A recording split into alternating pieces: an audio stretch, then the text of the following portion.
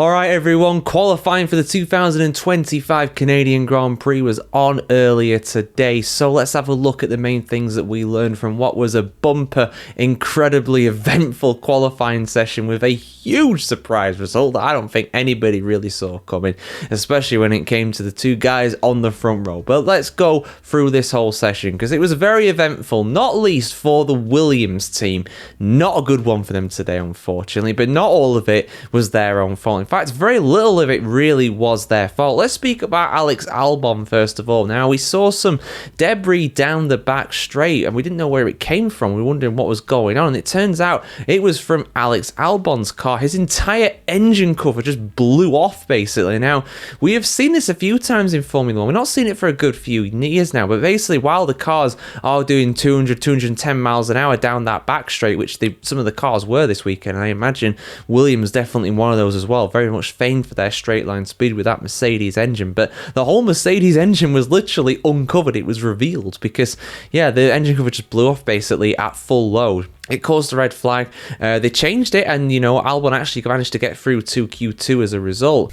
But before the qualifying session restarted, it was absolutely thrown into chaos in terms of the order, where guys couldn't complete their laps. We had some people really far up the order, and Fernando Alonso was actually topping the times at that point in Q1 on the medium tyres, no less. A bit of a prelude to what we would see later on in the session. The medium tyres being absolutely incredible around Canada, not unlike what we saw at Imola quite some time ago. The C6 being run again this weekend, I do believe. The softest of the soft compound tyres available to Pirelli in their range. But yeah, Alex Albon got through to Q2, but Carlos Sainz did not. However, it wasn't really his fault. He was looking like he was going to get into Q2, set a lap time that was much better, but he was blocked. He was balked by Isaac Hadjar, very, very obviously. And yeah, Hadjar will get a penalty for that. The standard for the penalty for that is 3 places. But the great injustice really of that is the fact that Carlos Sainz will start behind Isaac Hadjar, even if it's a 3-place penalty. Even if it's like a 5-place penalty,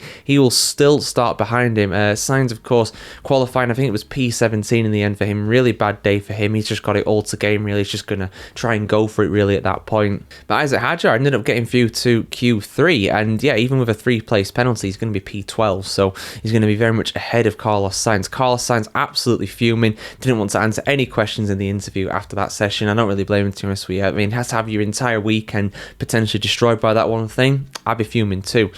Let's talk about these medium tyres. They were absolutely golden around Canada today. A few different teams were experimenting with them, but the top 2 today, a surprise top 2, went with them in Q3. George Russell again got pole position at Canada, 2nd year in a row. Max Verstappen again got P2 in qualifying at Canada, 2nd year in a row. This time, though, a slightly larger gap between the two of them. Of course, 12 months ago, we saw them be separated by nothing. They had set the exact same time to 1,000th of a second. This time, though, there was a time gap. But yeah, given what happened at the previous round in Spain, it's going to be very spicy heading into turn 1 between these two, especially with how George Russell very much laid down the gauntlet. He made a joke about Max Verstappen's penalty points and the fact that he's only 1 penalty point away from getting a race ban. He spoke to Jacques Villeneuve after the session was completed and said something along the lines of, well, I've got more penalty points to play with, so I'll be fine.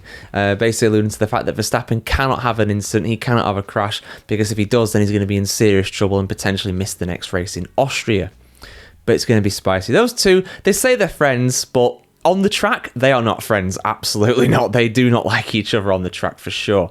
But where were the McLarens? What happened to McLaren? Well, McLaren have been kind of off it all weekend, really. I mean, yeah, Lando Norris did get fastest time overall in free. Yeah, Lando Norris did admittedly have a better session in free practice 3, but McLaren still not looking their usual selves. They look absolutely dominant normally in free practice, and it gets a bit closer during qualifying, but it didn't really go that way this time at all. Like I said, they were some way off in free practice, and during this session, I mean, Lando Norris in particular, P7, he had an issue on his first lap, wasn't able to actually make a competitive first lap time on his flying lap.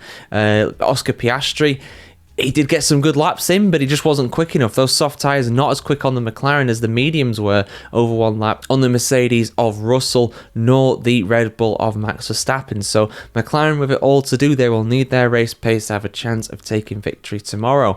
But I want to shout out my man, Fernando Alonso. P6, again doing bits in qualifying, and again I believe he was on the medium tyres. He was definitely running the mediums through most of qualifying today, and to see him up in P6 is absolutely great. And who's he alongside on the third row? He's alongside Sir Lewis Hamilton, who got P5 today, so it's going to be very spicy, very much. Some big rivalries there in terms of the guys that are next to each other on the grid. But yeah, those are my 5 main takeaways from qualifying today, guys. What were yours? Let us know in the comments below. Like, share, comment, subscribe if you want to see more like this on the channel, guys. And a fantastic day wherever you're in the world today, and we'll see you very soon.